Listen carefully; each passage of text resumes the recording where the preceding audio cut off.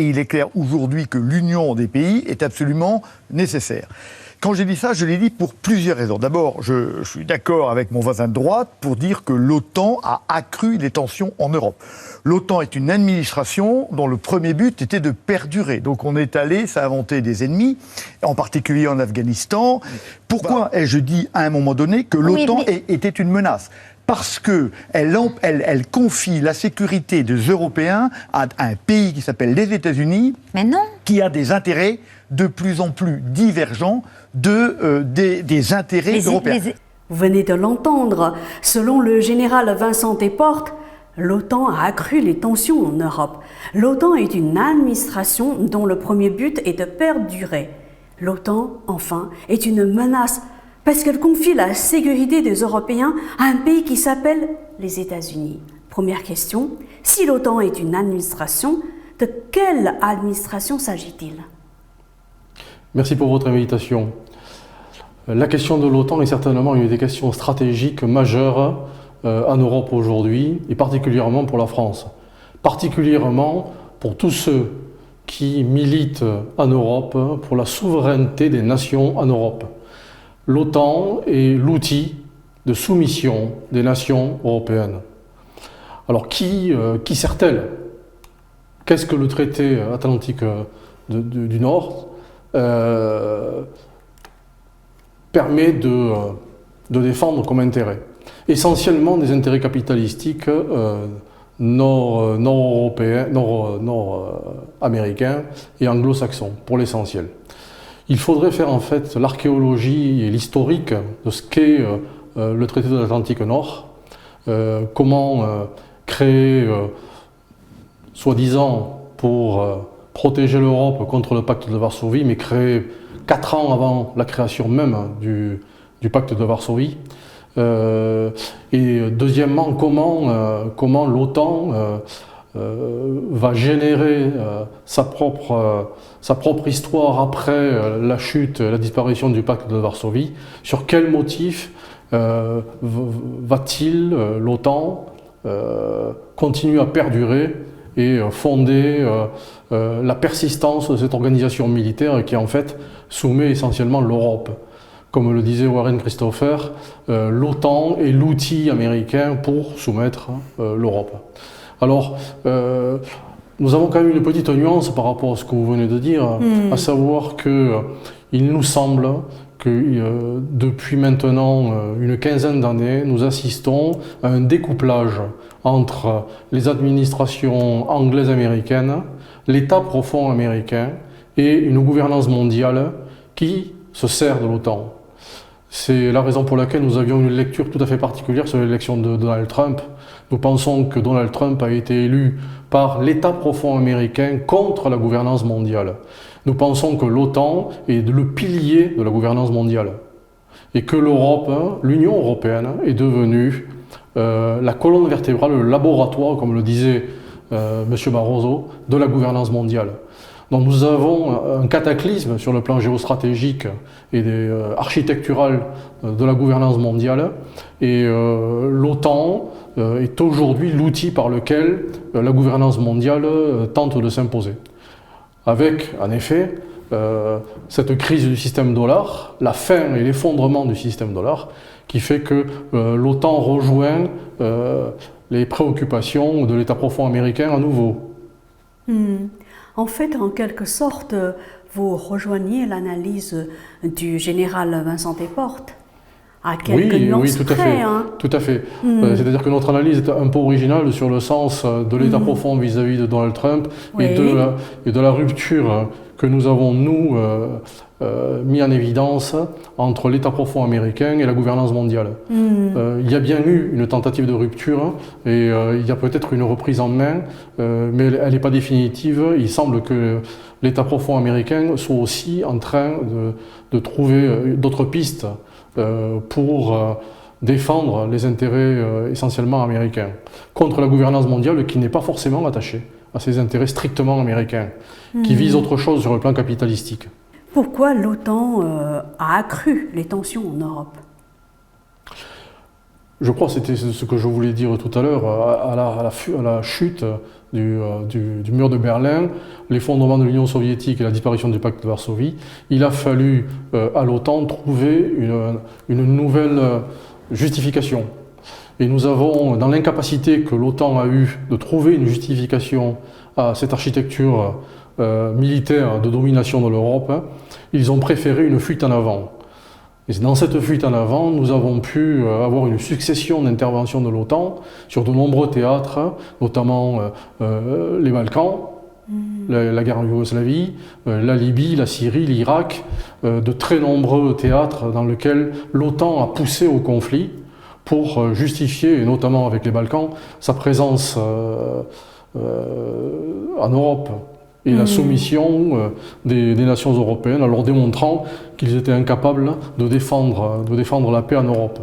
Mais de ce point de vue-là, vous rejoignez plus ou moins l'analyse de Poutine ou l'avis de Poutine, pour qui c'est parce que l'OTAN s'est élargie vers l'Est, malgré ses nombreux avertissements, que la Russie a été contrainte de lancer une opération militaire spéciale. Est-ce que vous pensez que c'est justifié, cette opération militaire spéciale, les raisons qu'il a données, est-ce que ça tient la route?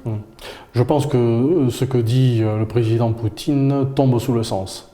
C'est simplement un constat de l'histoire et un constat du réel, du monde réel. À savoir qu'à la chute de l'Union soviétique, les négociations avec les responsables russes ont consisté à se repartager les rapports de force en établissant que si l'OTAN pouvait ici ou là avancer, l'Ukraine était un lieu sanctuarisé. À savoir que l'Interland eurasiatique est bien le cœur même de la stabilité au cœur de l'Europe. Et pour la Russie, c'était le lieu intouchable. Un accord de principe avait été établi avec les autorités américaines qui faisait que l'OTAN ne devait pas considérer l'Ukraine comme un pays potentiellement pouvant rejoindre l'OTAN. Parce que c'est l'Interland eurasiatique, comme le définissait d'ailleurs Brzezinski dans le Grand Échiquier. Donc sur le plan géostratégique, c'est établi. Et les rapports historiques, diplomatiques, c'est encore confirmé par les acteurs de l'époque, notamment Roland Dumas, qui précisait qu'en effet, un accord oral avait été établi. Et d'ailleurs, bon, même si à l'époque c'était on va dire un accord oral, beaucoup de pays ont pris des notes. Et il a dit qu'il y avait des traces écrites. Il l'a dit dans son interview. D'accord. Alors en effet, il n'y avait pas d'accord écrit. Des traces écrites des témoins, il y en a, mais bien tous sûr. les pays ont pris des notes. Des comptes rendus de réunions. C'était évident que la Russie ne pouvait pas admettre qu'il y ait une avancée de l'OTAN jusqu'à toucher l'Ukraine. Donc tout ça a été établi et nous avons vu à partir des années 90 pour légitimer l'OTAN, une marche en avant, une course à l'armement et une course à la guerre.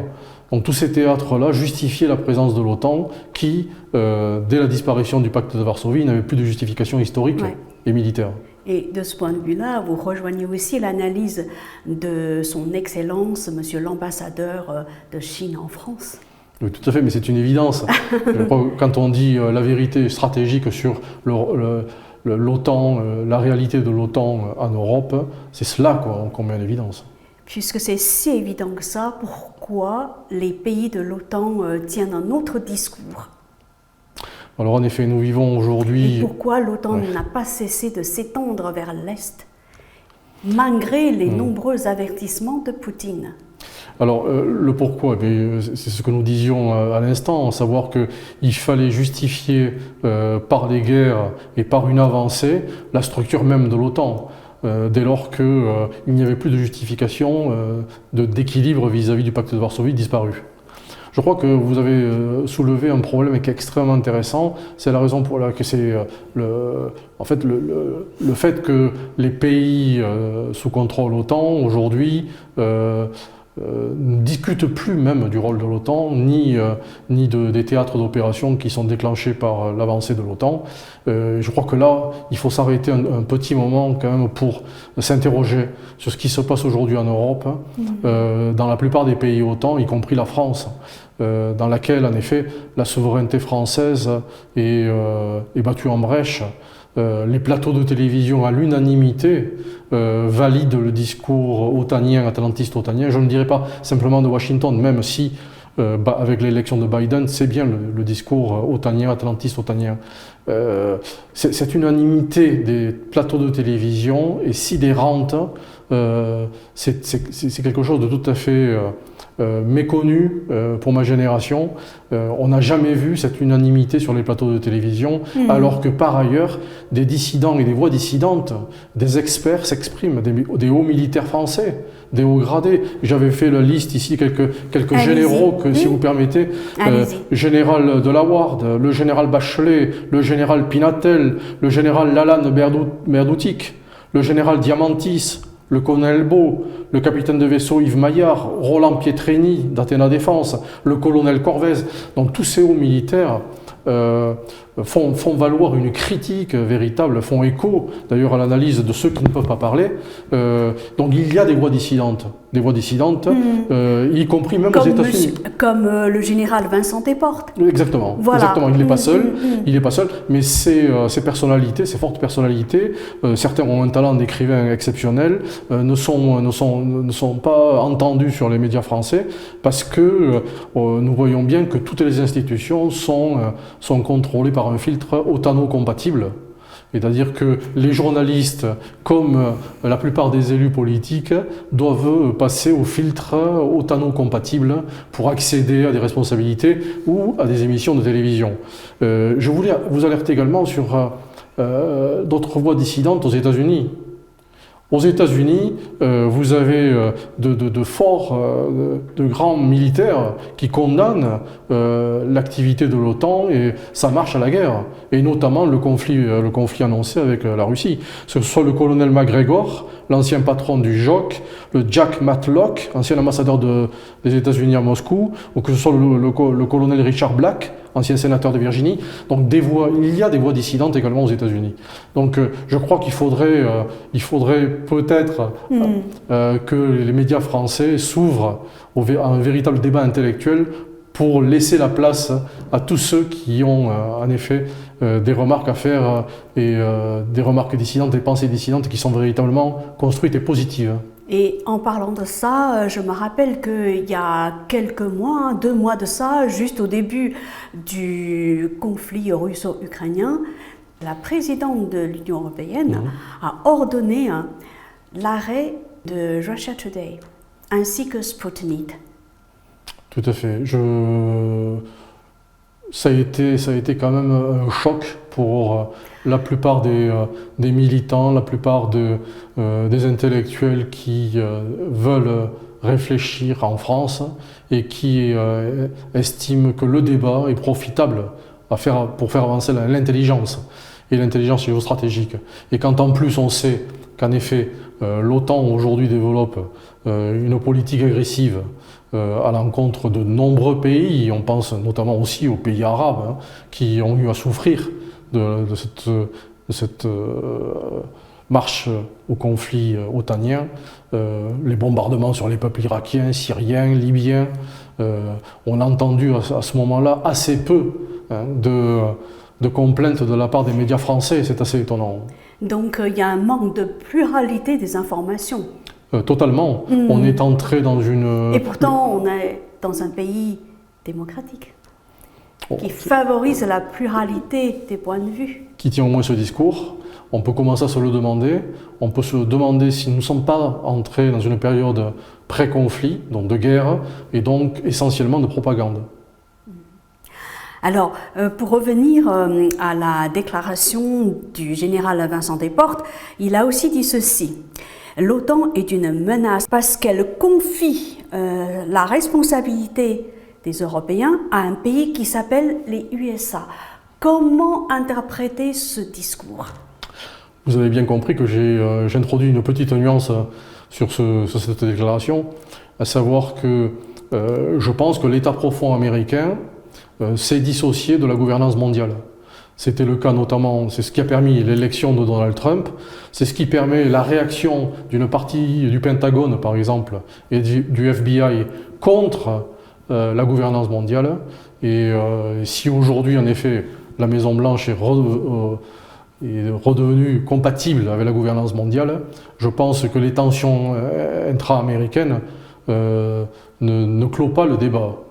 Et qu'il y a bien des velléités très profondes dans l'appareil états-unien pour ne pas soumettre les États-Unis simplement aux desiderata d'une gouvernance mondiale qui ne sert plus essentiellement même le capitalisme américain.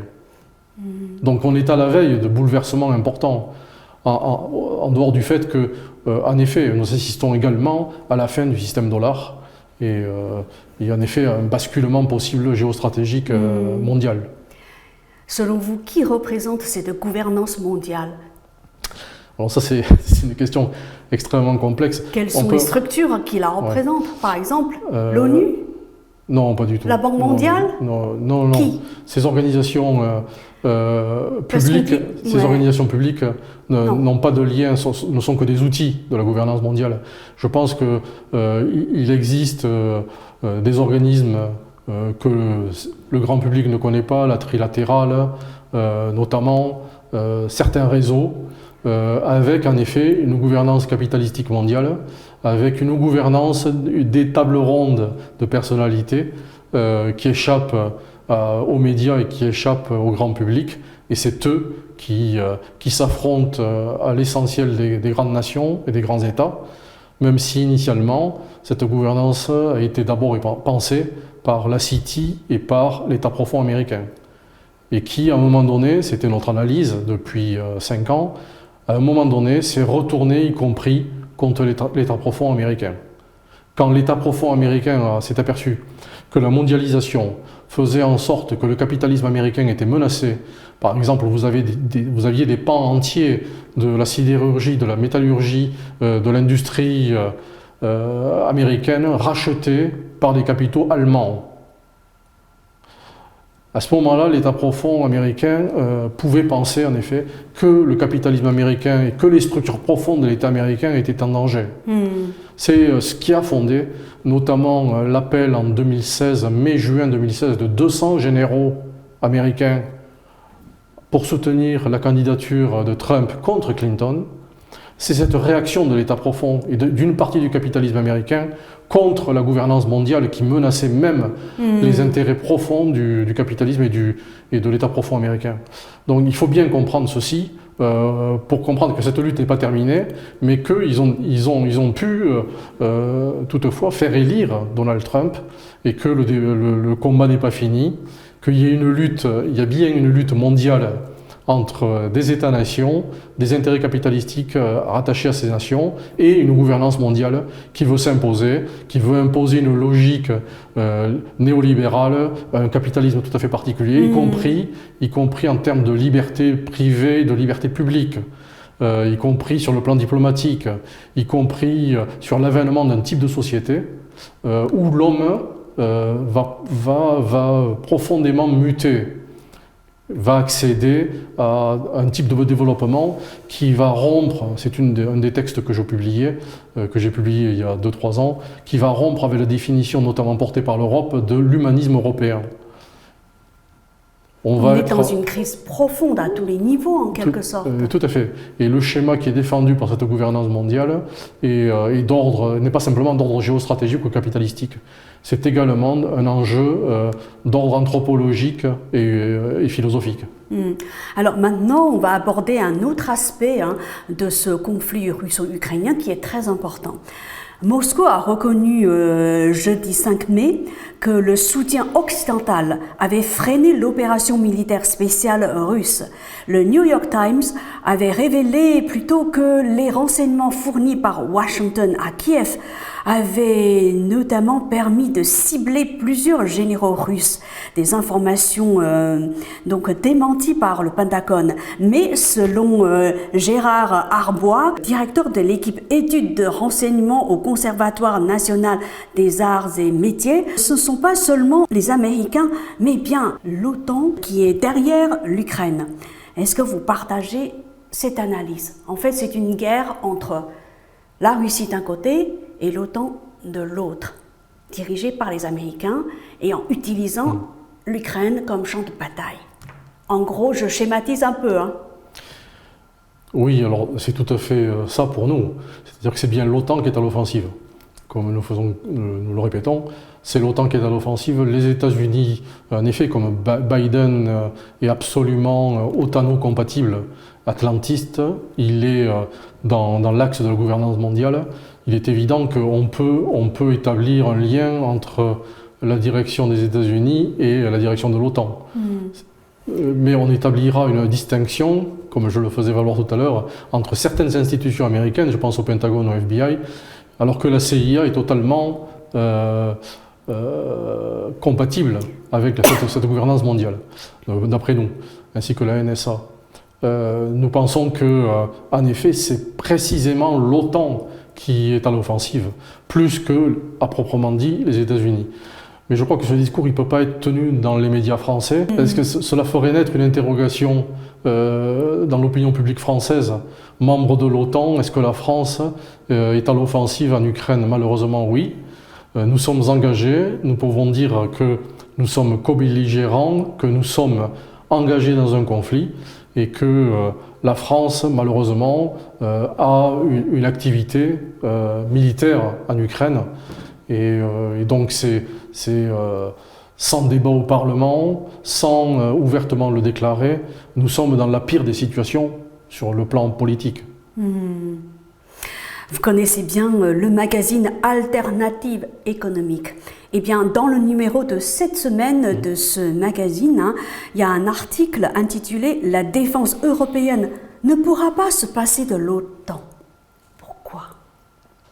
Comme si l'OTAN était indispensable pour garantir la sécurité de l'Europe. Donc là, on se place du point de vue des membres de l'OTAN. Vous voyez, ce sont...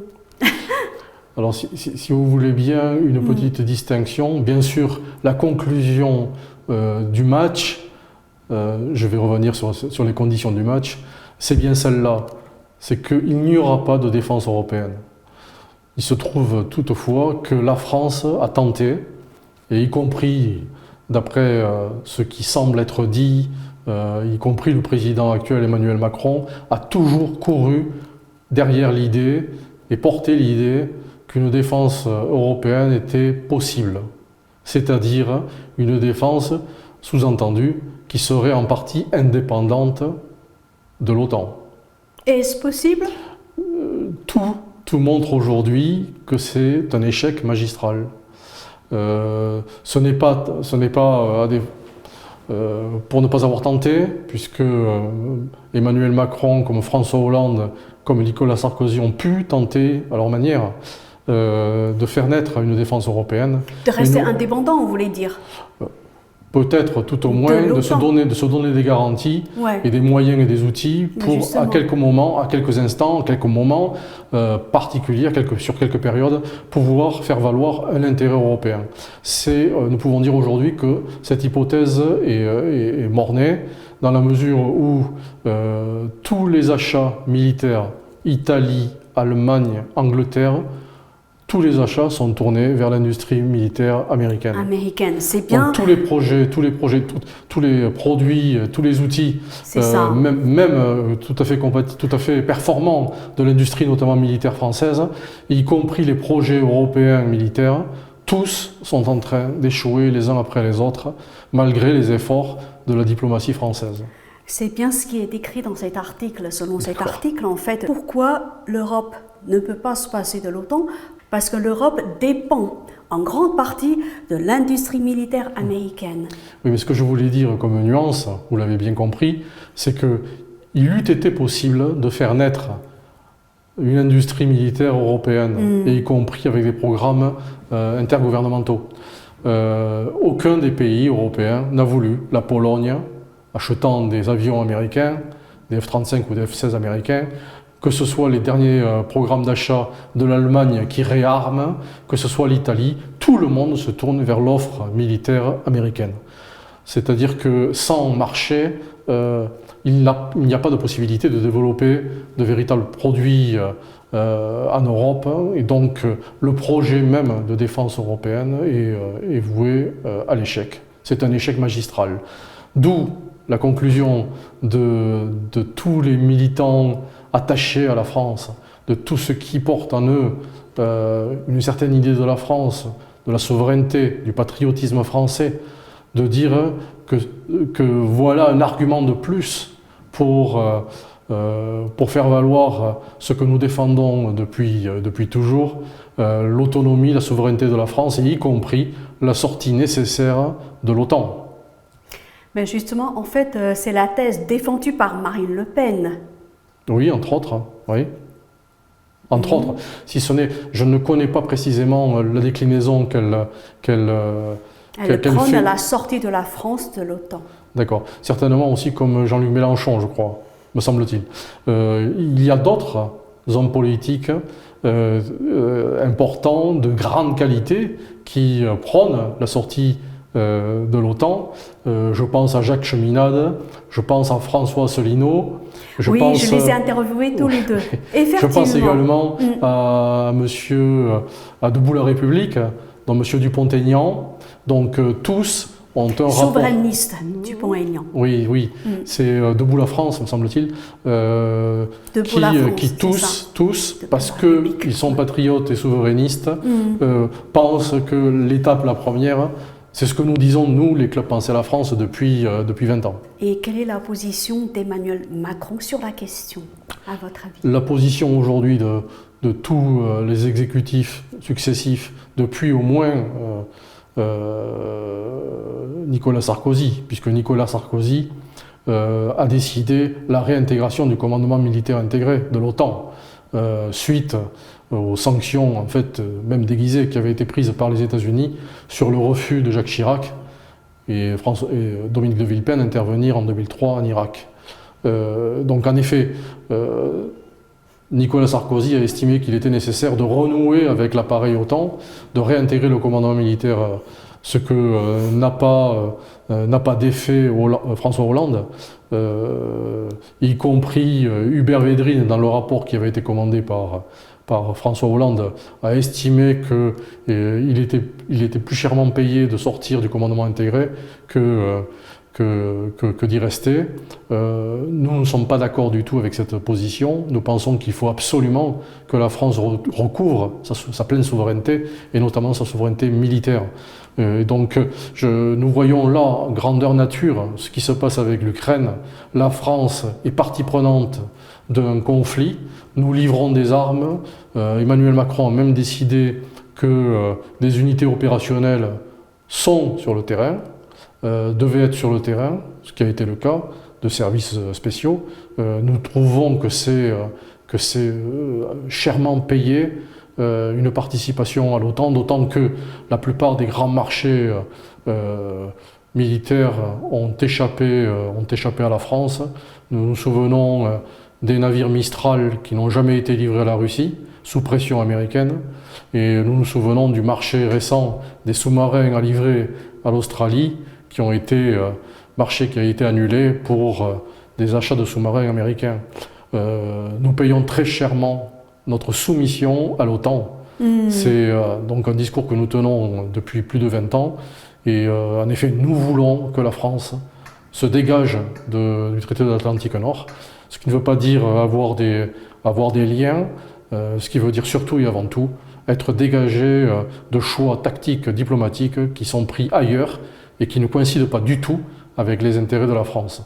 Nous sommes pleinement dans la logique de ce que le général de Gaulle affirmait dès les années 60. D'ailleurs, aujourd'hui, vous êtes venu avec 2 livres.